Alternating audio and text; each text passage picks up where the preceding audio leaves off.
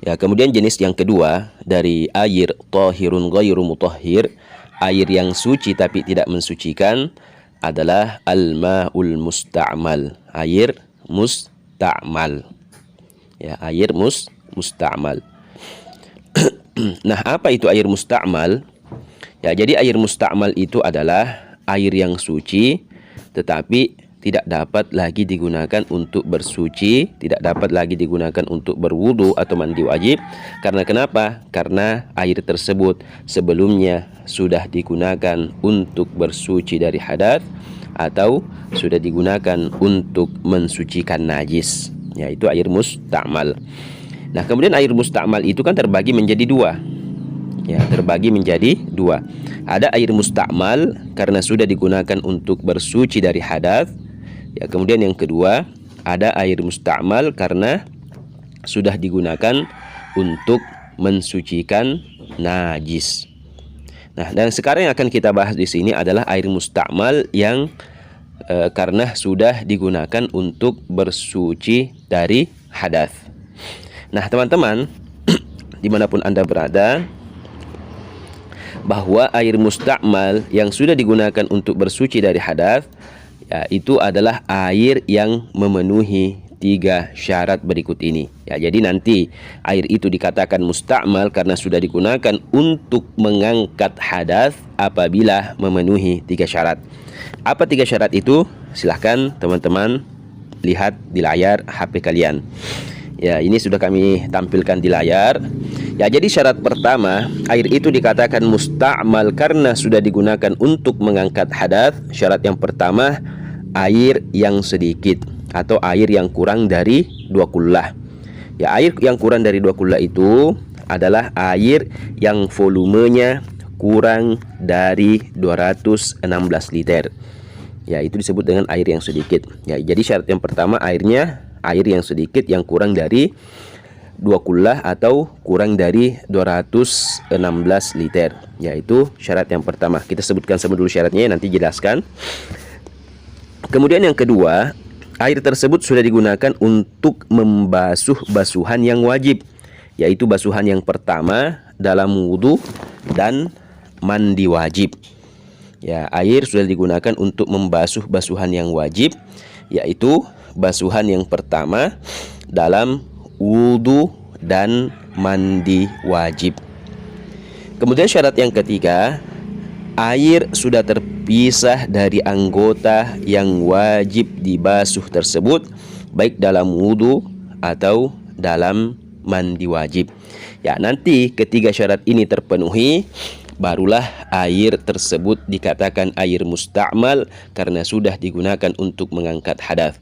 Kalau salah satu syaratnya hilang, maka tidak disebut sebagai air musta'mal. Ya, sekarang kita bahas yang pertama. Syarat yang pertama adalah air yang sedikit, yang kurang dari 216 liter. Berarti air yang banyak, yang lebih dari 2 kullah atau yang lebih dari 216 liter, maka itu tidak ada kata musta'mal baginya.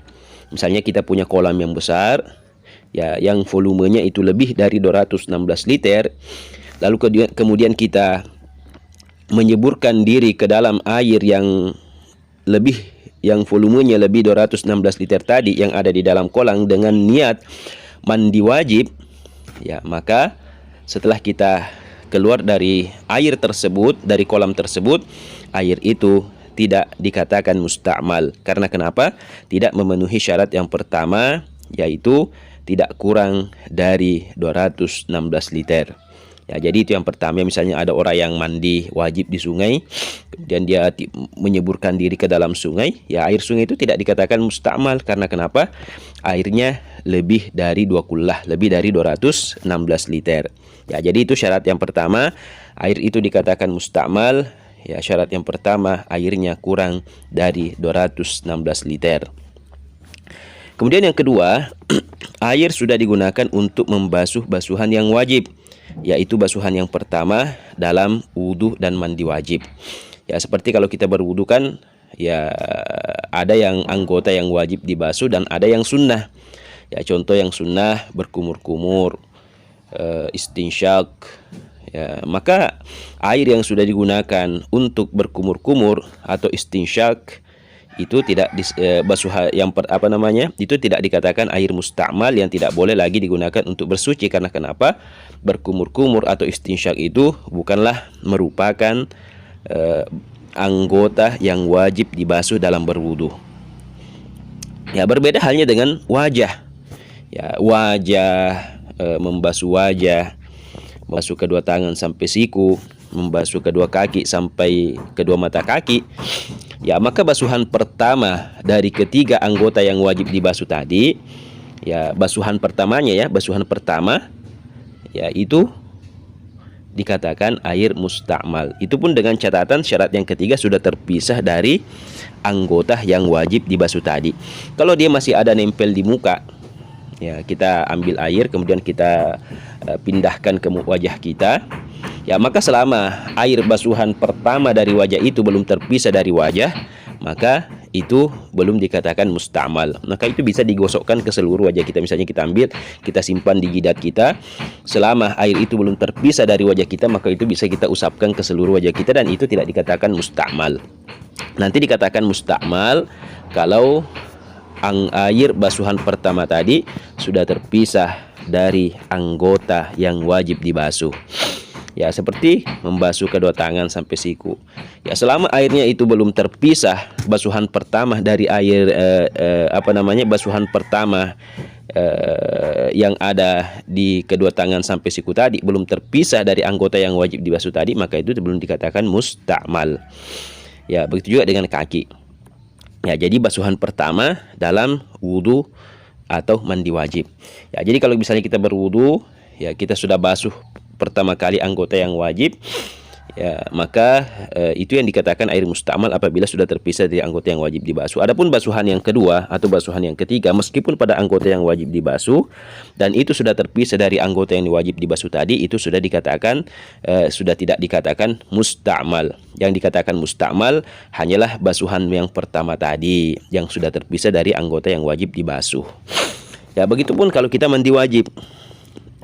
Ya, saat kita mandi wajib, yang dikatakan air mustakmal karena sudah digunakan untuk mengangkat hadas hanyalah basuhan pertama yang sudah kita guyurkan ke tubuh kita, ke badan kita, lalu kemudian sudah terpisah dari badan kita. Itulah yang disebut dengan air mustakmal, yang tidak boleh lagi digunakan untuk mengangkat hadas, tidak boleh digunakan untuk berwudu atau mandi wajib lagi setelahnya. Adapun air basuhan kedua, basuhan ketiga atau selanjutnya, itu sudah tidak dikatakan lagi sebagai air mustakmal. Ya, jadi demikianlah pembahasan tentang air mustakmal, bahwa air mustakmal dalam hal mengangkat hadas itu dikatakan air mustakmal jika memenuhi 3 syarat. Yang pertama, airnya sedikit, kurang dari 2 kullah, kurang dari 216 liter volumenya. Yang kedua, air sudah digunakan untuk membasuh basuhan yang wajib, yaitu basuhan pertama dalam wudu atau mandi wajib. Dan yang ketiga, airnya sudah terpisah dari anggota yang wajib dibasuh, baik dalam wudu ataupun mandi wajib. Saya kira demikianlah tentang air mustakmal dalam mengangkat hadas. Ya, untuk lebih lengkapnya, teman-teman bisa membacanya di dalam buku Silsilah Fikih Praktis karya Buya Yahya ini, ya, yang sekarang kami tampilkan di layar. Ya, teman-teman boleh mengordernya dengan cara klik produk yang ada di pojok kiri bawah dalam video ini, atau silahkan klik link Shopee-nya yang sudah kami cantumkan di deskripsi video ini. Baik, semoga bermanfaat. Lebih dan kurangnya kami mohon maaf. Wassalamualaikum warahmatullahi wabarakatuh.